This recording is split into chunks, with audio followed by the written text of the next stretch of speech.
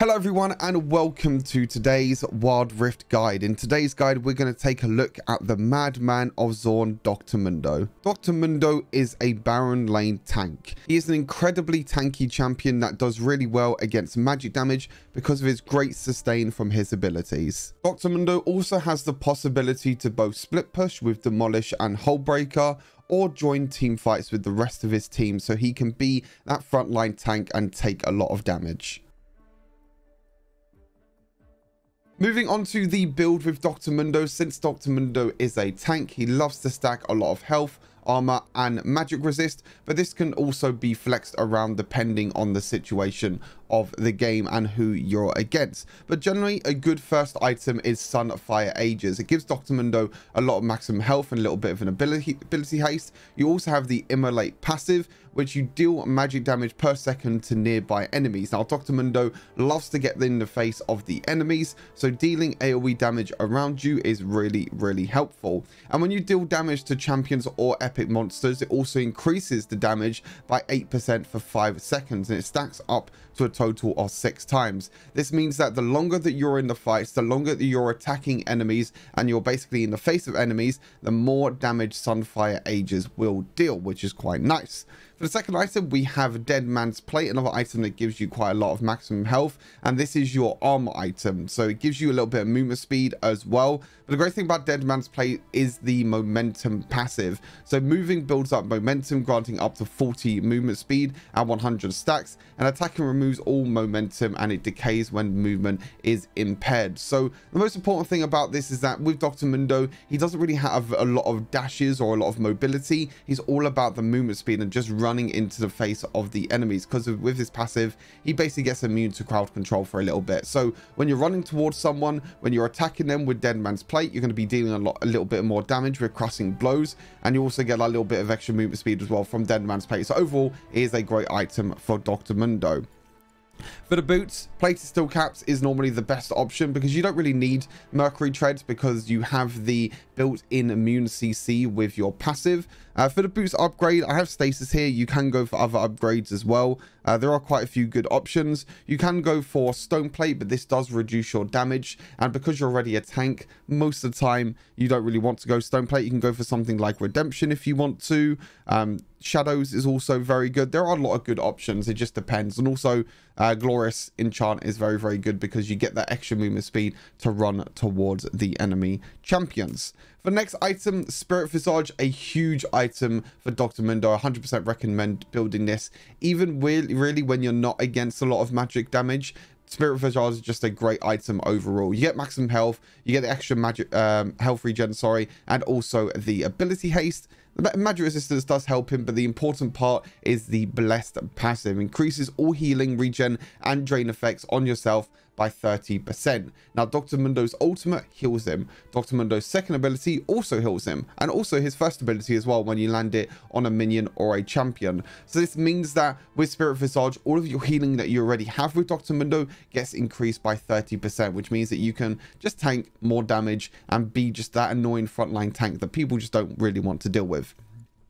Speaking of being really tanky, Warmogs is the next item. Grants you maximum health, health regen, and even more ability haste again. And with Warmog's Heart, if you have at least 950 bonus health, you restore 5% of your maximum health per second if you haven't taken damage within the last 6 seconds. So that means that if you go in, if you're in a team fight and if you're low on health, you can just go back a little bit and Warmogs will heal you back up to full health. Now with Dr Mundo, he doesn't have any mana or any energy at all, so you don't need to really worry about that. So basically that your main source is all about your health, making sure that you have enough health so you can go into team fights and you can be that frontline tank. And then for the last item, we have Thornmail. Thornmail's really good against champions that deal a lot of attack damage, because when you're struck by attack, you deal 25 magic damage plus 10% of your bonus armor, and it inflicts back to them. And also it applies grievous wounds, which means the healing of the enemy champions will be reduced. Now you can build the tier 2 item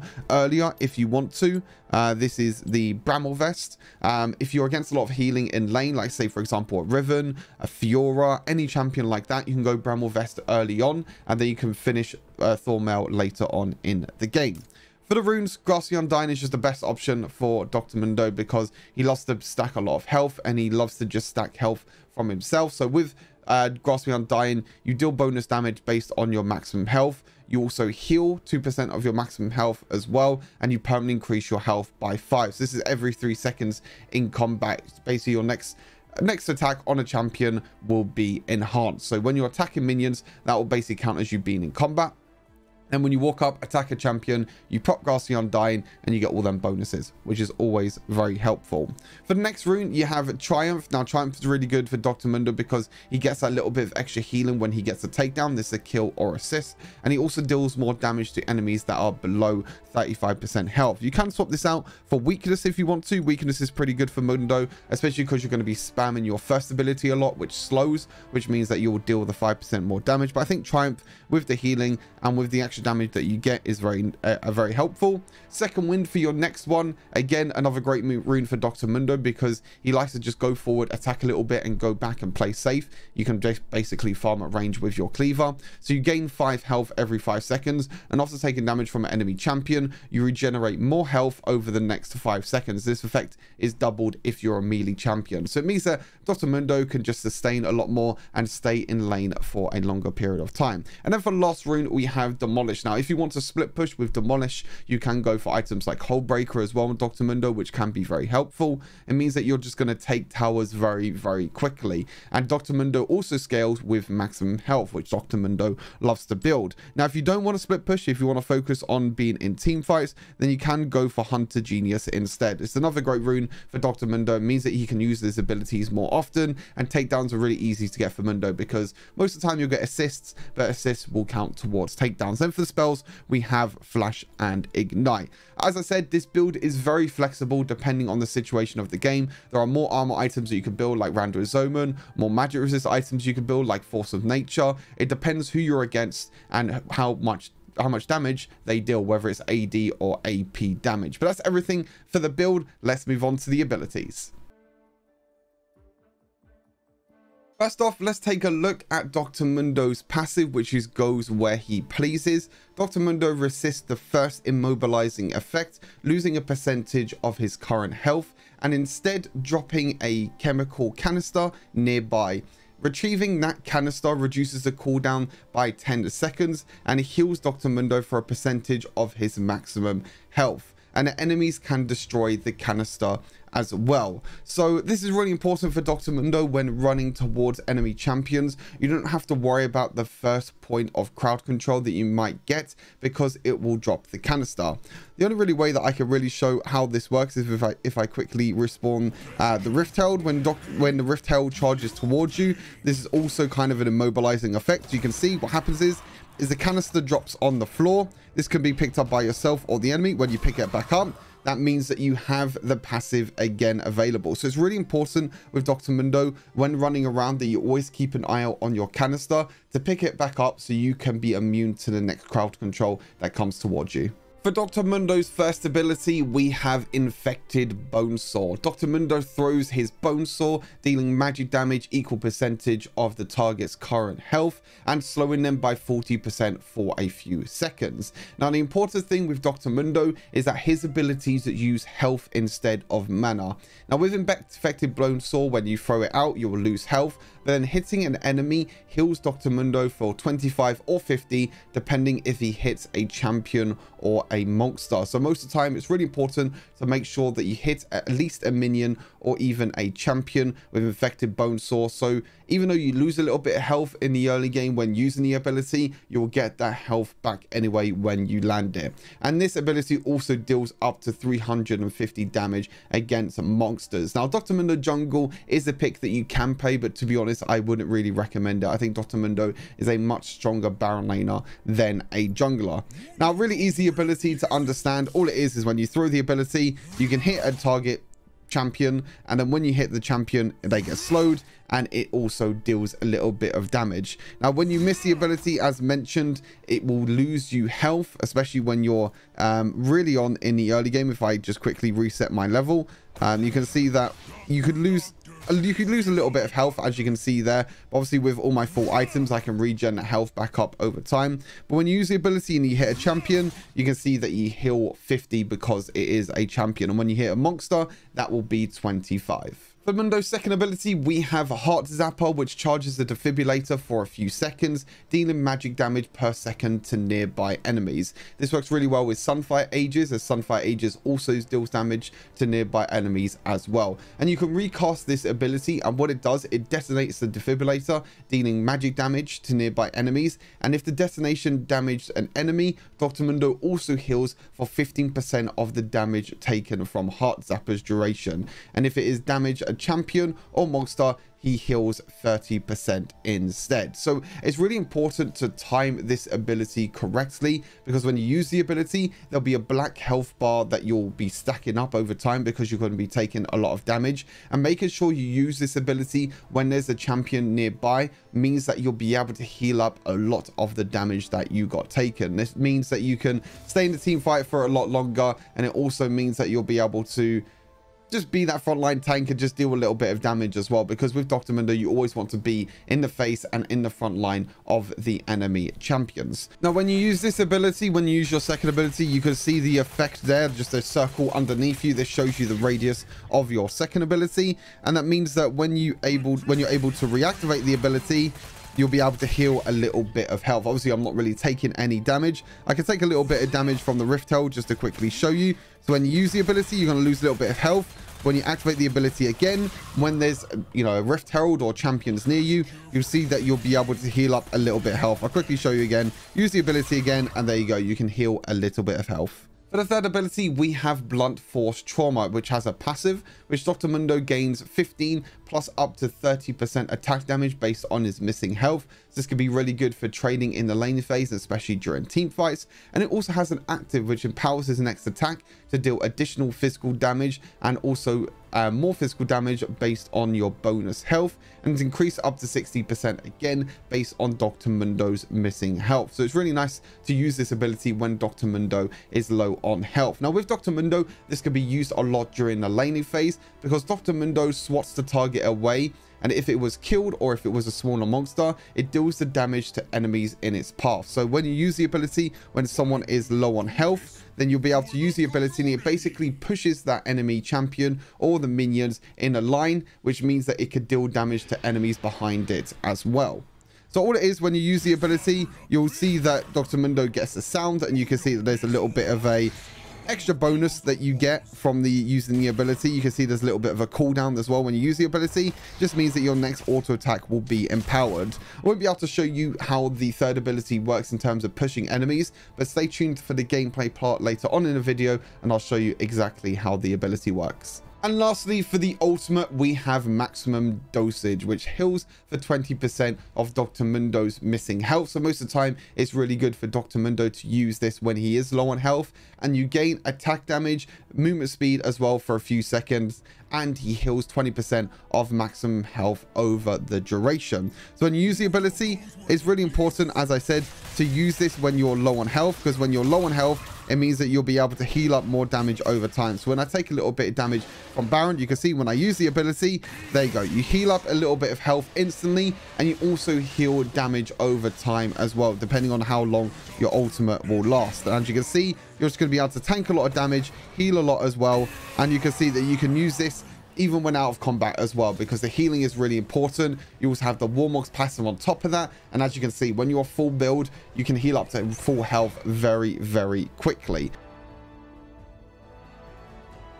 Moving on to the ability order for Dr. Mundo, at level 1, you want to go for your first ability. Your first ability is really nice for poking down enemy champions in lane and also farming minions at range if you do get low on health. This means you can sustain up, heal a little bit of health as well, and that means that you'll be able to stay safe during the laning phase. Now at level 2, you can pick between your second ability or your third ability. If you want to play aggressive, I'd highly recommend going for your third ability, and this is normally what I go for. You can use this for a little bit of poke in lane as well. But if you're against champions that are very burst heavy and very all-in potential, like a Renekton, definitely recommend going for your second ability. This means that you can just heal up a little bit over time as well, and you can use this ability to do a little bit of extra damage during the laning phase, especially when the champions are jumping onto you. But if you're staying at range, you can use your third ability just for a little bit of poke. Now, for maxing your first ability, you always want to go for your first ability for the Bonesaw. Making sure that the cooldown gets reduced, you deal extra damage with Bonesaw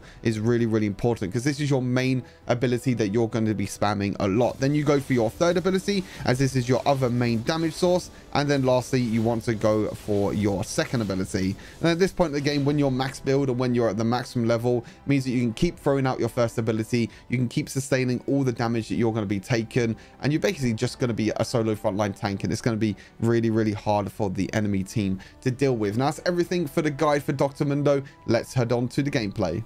All right, on to the gameplay with Dr. Mundo we go. Now, with Dr. Mundo, most of the time in the early game, you really want to play kind of as passive as possible, because Dr. Mundo doesn't really like to do a lot of damage really in the early game. He wants to try and sustain up and just farm up so he can build the items that he needs to be that late game tank. You can see in this situation, I actually went to the wrong lane. This just shows how much I actually play duo lane. I play duo lane way too much, and it means that I just always go to the wrong lane for basically no reason at all. Interesting enough, in this game we actually got a little bit of an early invade by the enemy team, but to be honest, Dr. Mundo, you can just keep throwing out cleavers. You can see that I do take a little bit of damage. My passive does help me a lot actually, because I'm able to basically save myself from the Irelia third ability, so the passive definitely coming in clutch there. Caitlyn does get a nice early kill as well, so not bad early game to start things off. Invades don't really work in Wild Rift. I mean, I'll be totally honest with you, I definitely wouldn't recommend going for invades at all really during the game, because the game is so fast paced. It's really hard to invade, and then most of the time your laners will be losing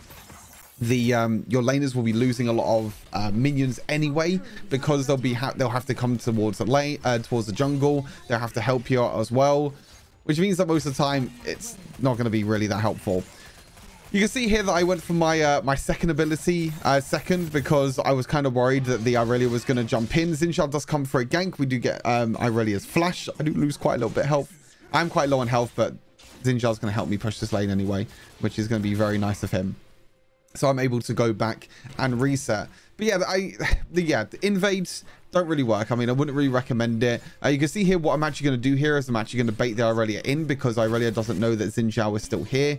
So I'm going to walk up to the minion. I'm going to bait the Irelia to jump in. I think she tries to use her third ability and then first ability afterwards, like this. I dodged the third ability. You can see that that Xin Zhao is still in the bush, and we get another kill. So it's a good way that even with Irelia, you know, even with Dr. Mundo, sorry, even though you do basically get immune to the crowd control effect that is coming towards you, you can still dodge abilities and you can still deal a little bit of damage, because with your third ability you get to deal that little bit of extra attack damage when you're low on health. So it means that the trades in the early game can be a little bit more beneficial. But Zinja does really well to help us out there, and it does help us out a lot, because it means that we get a little bit of a few items early on, and then we're able to sustain a little bit more in the laning phase and kind of protect ourselves in the laning phase. Because like I said, against Irelia, it can be a little bit tough. You can see that Irelia is trying to use her third ability.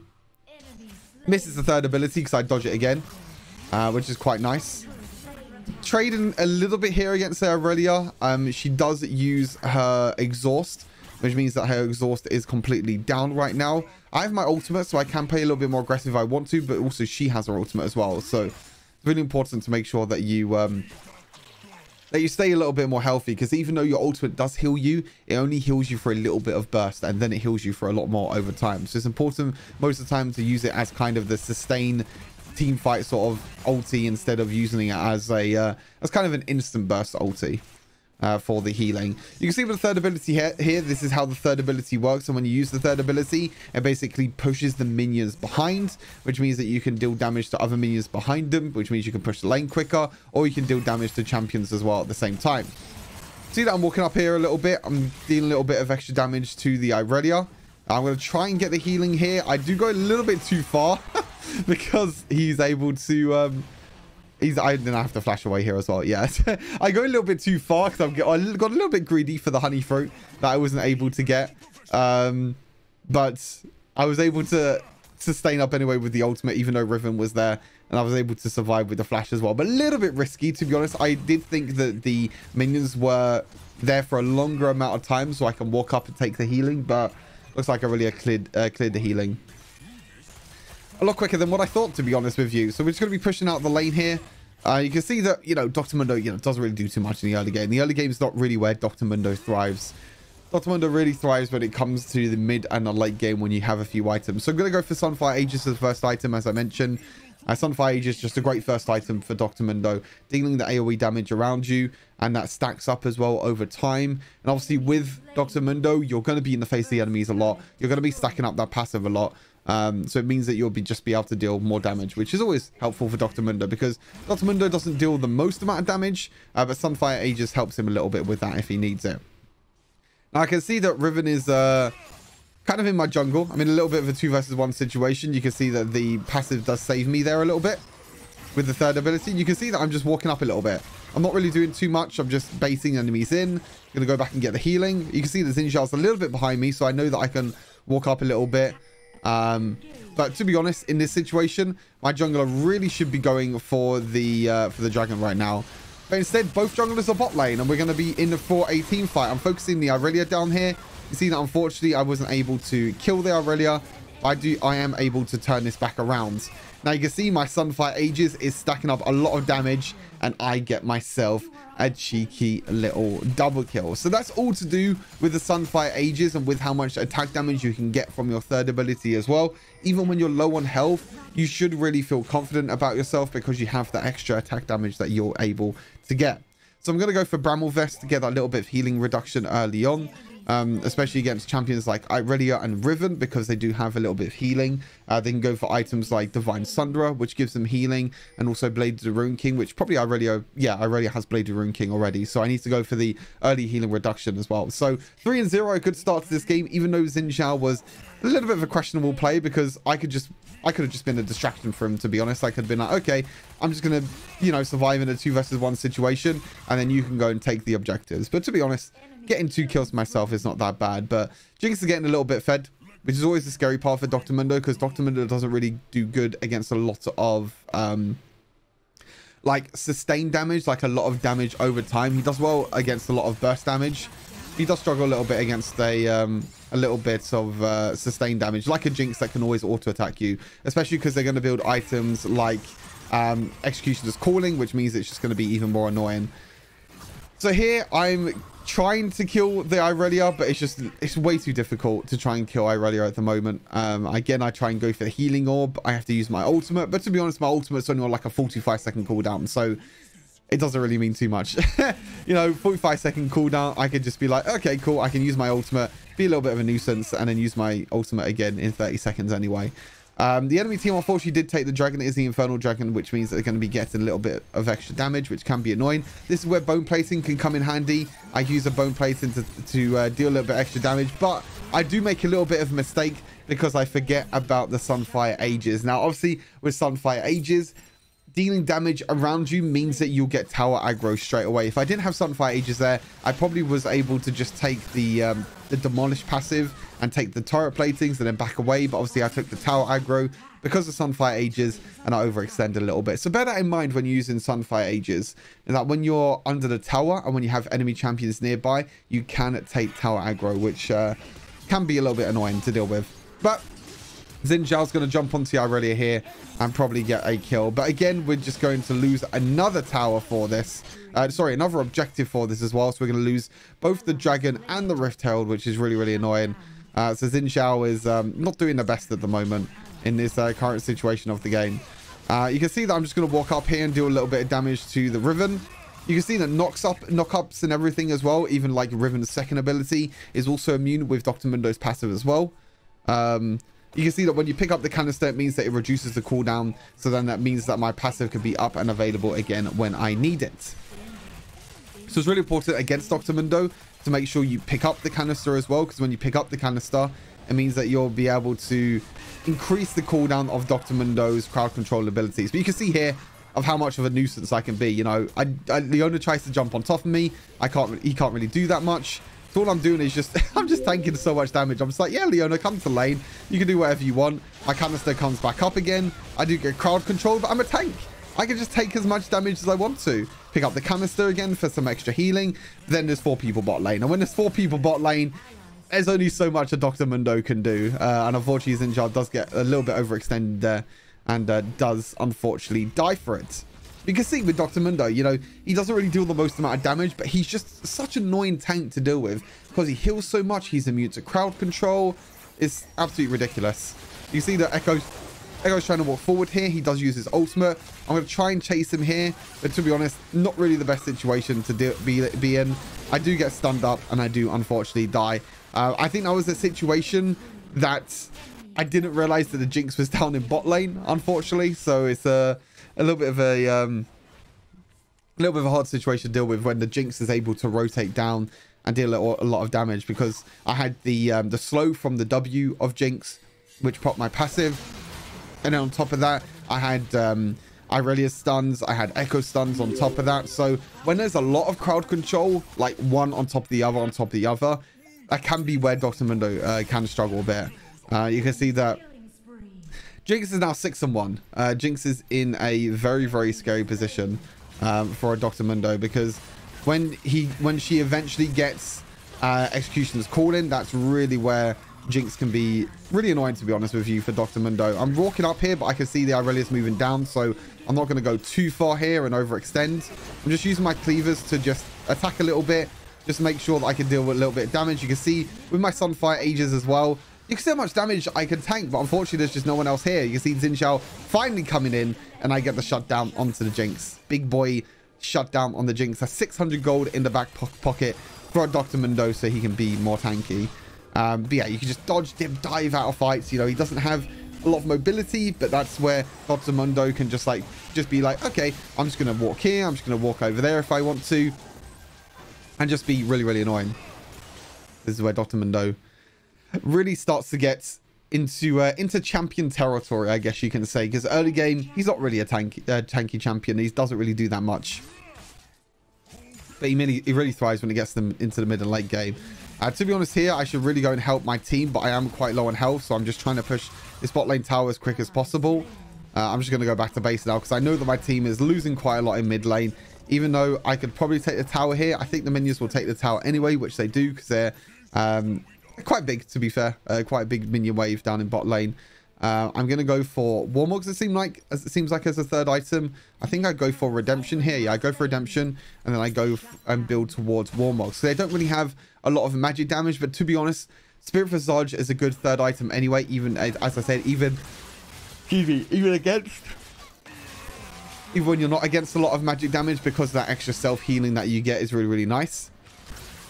You can see here that I run forward and I try and do as much damage as I can towards the Jinx, but unfortunately, Jinx has help. Jinx has help from the rest of her team, so it means that I can't really walk up. So you do have to be a little bit careful sometimes, because situations like this, when you can get CC chained, it's really, really difficult for Dr. Mundo. You can see anything procs his passive, so you have to be careful, because when your passive is procced and when your passive isn't up and available, you have to be careful when you're running towards enemy champions. The dragon is not being taken by the enemy team, so I'm just going to take this advantage to take the mid tower with the demolish proc, and then we're just going to group around objectives. So you can play Dr. Mundo with kind of two different play styles. You can play him as sort of this team fight champion, where he's just going to be like this. He's going to be just a frontline nuisance for his team. This is a really, really good way of playing Dr. Mundo. You could just like run towards the enemy, just be like, I'm Dr. Mundo, I'm not going to take any damage, and I'm just going to get a bunch of kills. This is one way to play Dr. Mundo. You can also play Dr. Mundo in a way that you can split push if you want to as well. Split push Dr. Mundo does work with like Divine Sunderer, Demolish as well. But most of the time, you want to play him as that frontline tank, so the rest of your team can basically walk up and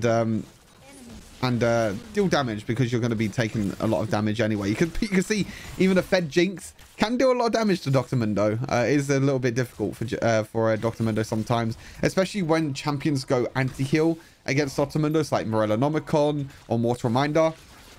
As we're done, Dr. Mundo can be very vulnerable, because that means that all of his healing and everything just basically gets reduced. But I'm at 3 items now, 6 and 2 in this game. So even though we are falling behind ever so slightly in terms of kills and objectives, I know that I can still be a frontline tank for my team. Excuse me. So when I'm that frontline tank for my team, it means that the rest of my team can basically auto attack and follow up afterwards. I'm getting a red buff. I don't know why I'm getting this red buff, but I know my ADC is just completely useless anyway. So I'm just making sure that I can just deal a little bit more extra damage if I need to. And as you can see, I'm always just looking just for the flanks, always looking to just be a nuisance for the enemy team, which is what you kind of want to do as a Dr. Mundo. You can see that the enemy team is now going towards the dragon. I'm going towards the Irelia here. You can see that the Irelia does jump on and does kill the cannon straight away. So sometimes this is what you could do against the Dr. Mundo as well. You could just basically completely ignore the Dr. Mundo, which is what the Irelia did here. I was trying to walk up to Irelia and be a bit of a nuisance, but Irelia was just like, cool, I'm just going to completely ignore you, and I'm just going to deal a lot of damage to the cannon and one-shot the cannon. But here is where all the low health bars on the enemy teams come back to haunt them. They started up the dragon. They weren't able to finish the dragon. They took a lot of damage as well. And this is where Dr. Mundo can just walk up and just deal a bunch of damage and be a little bit of annoying frontline. You can see that I get a few more kills. I'm up to 7 kills now in this game. You'll be surprised sometimes how much damage Dr. Mundo can deal. You'll be surprised, I think, at the end of this game how much damage Dr. Mundo can deal as well. Especially when enemies are low on health. This means that they're not going to be able to deal that much damage to you. And this is also where Dr. Mundo comes in handy, is when tanking objectives, especially epic objectives and big monsters like Baron and like Dragon. Because you can heal so much from using all your abilities, especially your second ability and your first ability. And that means that you're basically full health even when Baron is finished. And there you go. And then I can use my ultimate. I can run up. I can do as much damage as possible. Doesn't really mean too much. Irelia is dead as well.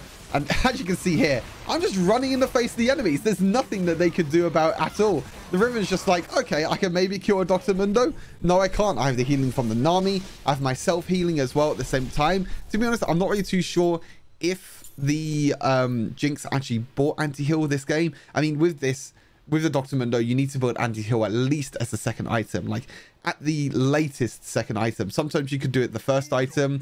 Like, sometimes after you finish your first item, you can build it. Sometimes after your second item. Most of the time, I like to finish my first item for the first dragon. And then after that, I like to go for anti-heal. Especially against, like, a Nami, a Dr. Mundo, even, like, a Yumi as well. That can also be another situation. But yeah, you can see with Dr. Mundo, he's just so fun to play sometimes. It's just so fun sometimes to just, you know, kind of just put your phone down, run towards the enemy champions, and not click any buttons at all. It means that you could just walk towards them, deal a lot of damage, and yeah, just be a tank. That's all you need to be. You can see here that I can just emote, I can just toy with the enemies. I'm healing a lot of health, and it doesn't really matter because they're not going to be able to deal enough damage to kill me. I did die twice this game. My first death was a little bit unfortunate because that's when I overextended for the tower to get the demolish stack. Terrible way of using my second ability here. Most of the time you should use your second ability when you know you're going to take a lot of damage. That is not a good way of using your second ability because it does have quite a long cooldown as well. So you can see here we're going to be using the minions. I've got the demolish off as well. I'm going to be waiting for the demolish proc to go off, and I'm going to use that easily to get the demolish proc so I can deal a lot more damage to towers. You can see here I'm just going to flash forward onto the Jinx, and there's nothing they can do. And there you go. I'm healing up over time with the Warmogs. You can see I'm basically back up to full health again because of Warmogs, because of my ultimate.